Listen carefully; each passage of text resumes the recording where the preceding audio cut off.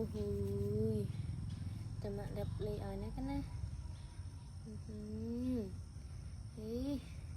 Đây chỉ tết lôi mà đây hả? Là đây chỉ tết cút lôi mà đây.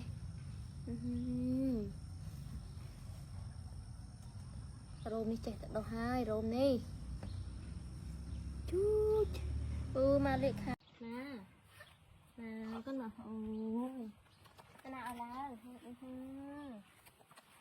nào nó sẽ bạn hàng mà nhầm tuổi này hết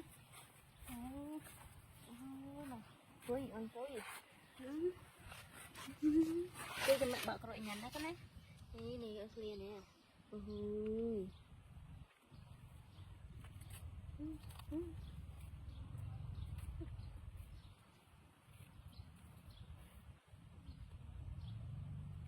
phiền cho mẹ bảo ai lẽ tôi xong thôi tôi chết